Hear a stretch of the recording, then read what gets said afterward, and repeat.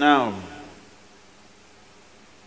the essence of all this is, first thing is to understand the nature of how existence is happening.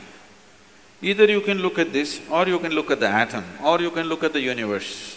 If you want to look at the universe, it is complex, it is difficult because you don't have a gallery seat, you know. There is no…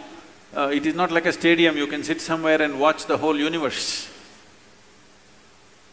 Very difficult, you can only see it in pieces.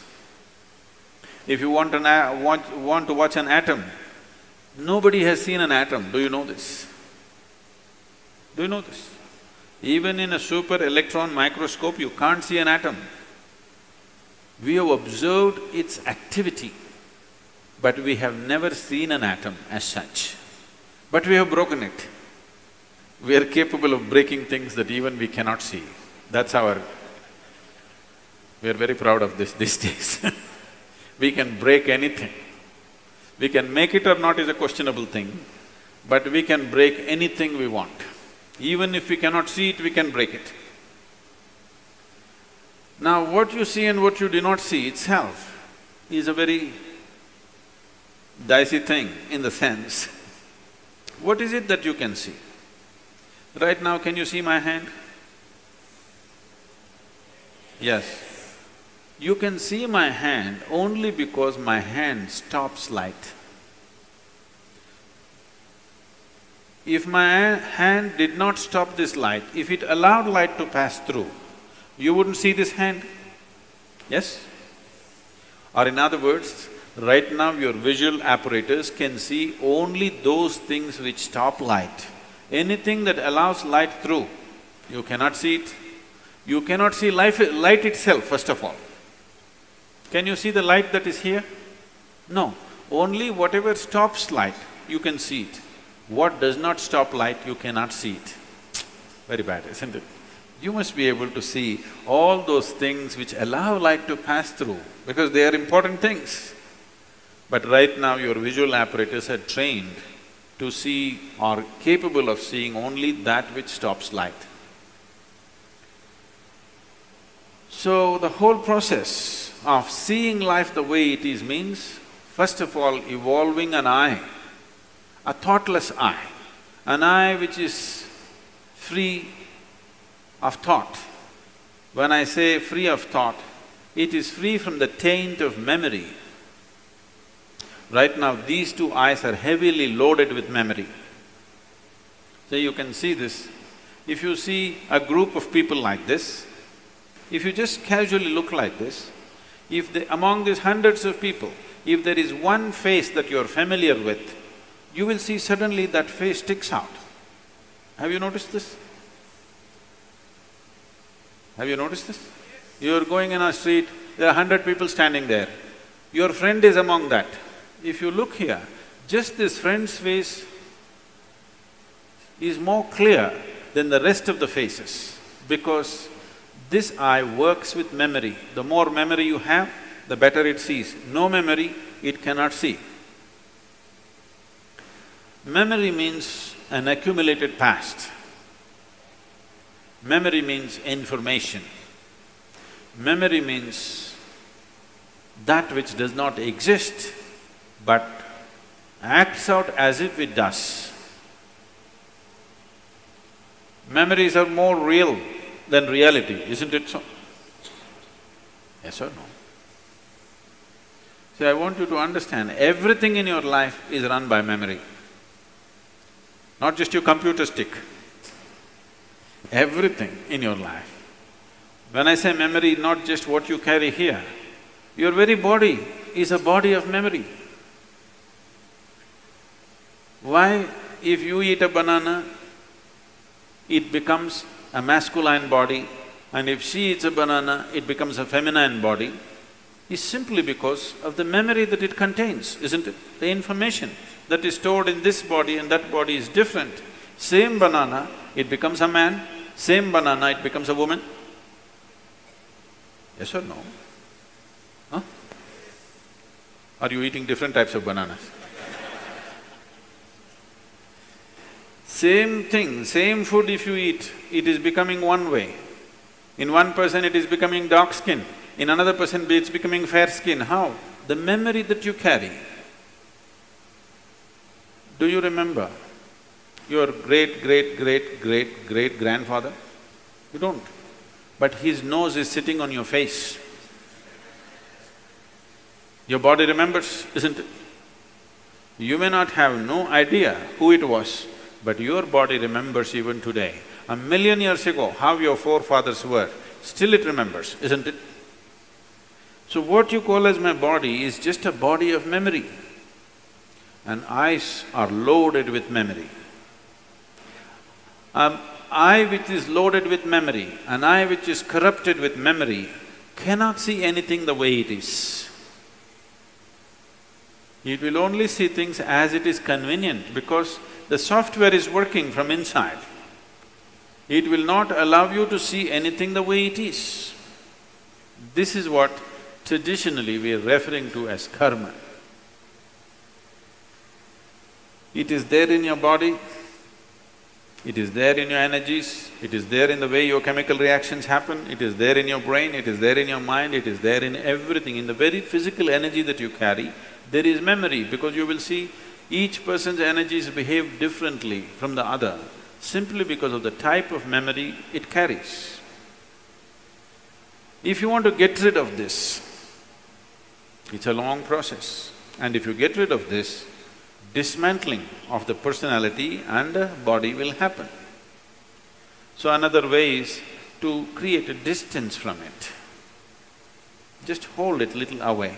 When you want to play with it, you play with it. When you want to switch it off, you must be able to switch it off. So for this, an external view is needed.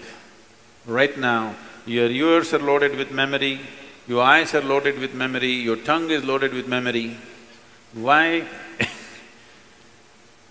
If you are born in Karnataka, if you go to North India, food doesn't taste good, is because the tongue is loaded with memory.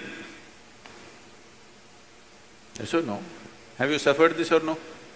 You went north and they said aloo bhaji, aloo aloo matar, aloo palak, aloo parota, aloo, they said. You couldn't stay there because your tongue is loaded with memory. It wants the same things back, otherwise it will suffer. So what being loaded with memory means is a cocoon of the past is holding you. It will not allow you to even move into the present. A cocoon of the past holds you and you allow it to do this because it feels safe. It creates a cocoon. There is safety, but in safety, there is also imprisonment. You're really safe if we lock you up in a safe, isn't it? But the problem is you can't get out. That's the whole problem. Walls that you build as self-protection, they also become the walls of self-imprisonment. That is the nature of life. If you lock yourself from inside or outside, it's the same thing. As long as you do not open the door, whether somebody locked you from outside or you locked yourself from inside, there is no difference. Anyway you're imprisoned, isn't it? At least somebody locked you from outside, you can at least complain and scream. You locked yourself from inside, you can only be depressed. You cannot even scream. At whom will you scream? So this process of what we are looking at is the memory imprints itself on all levels, right up to the elemental level. From the 5 elements which function here, from just after that, memory's work starts. So when we utter the word karma, it is not one simple formula, or it's not, people are saying theory of karma. We are not talking about any theory. We are referring to a certain reality. Karma means memory, action and memory. Past action exists only in the form of memory, isn't it so? Yes?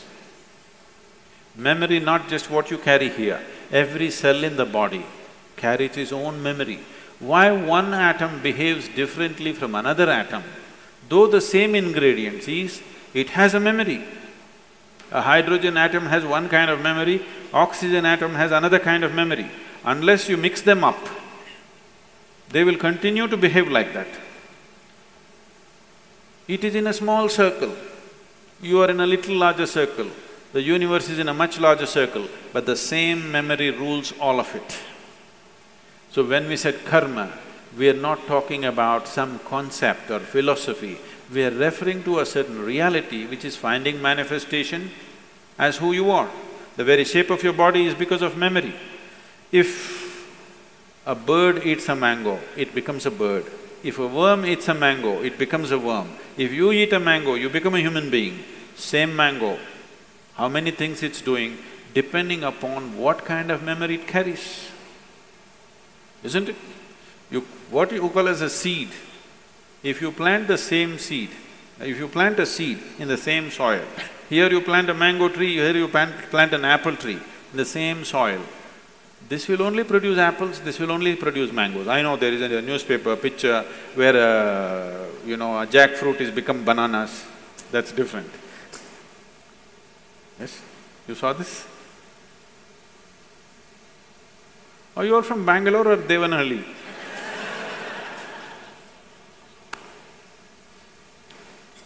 No, you didn't see this? A bunch of bananas are coming out of a jackfruit for some reason. That's a freak. And that's happened because of some mix-up. We don't know who did the mix-up.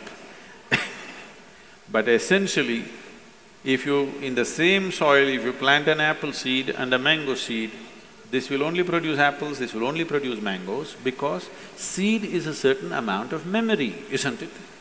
Whether it is a seed of a plant or your father's seed which entered your mother's womb, it is just memory and memory and memory, isn't it so?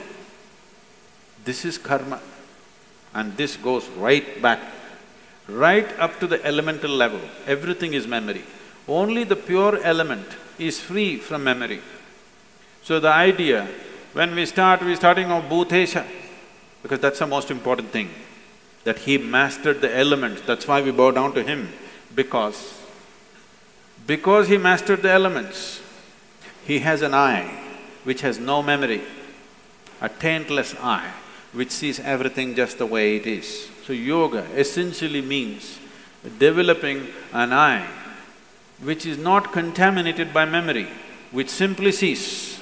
It does not see things the way your memory perverts it, it simply sees everything the way it is. This eye will see those things which do not stop light. Right now, these two eyes can only see what stops light. If you start seeing something that does not stop light, that means another dimension of the eye is beginning to function.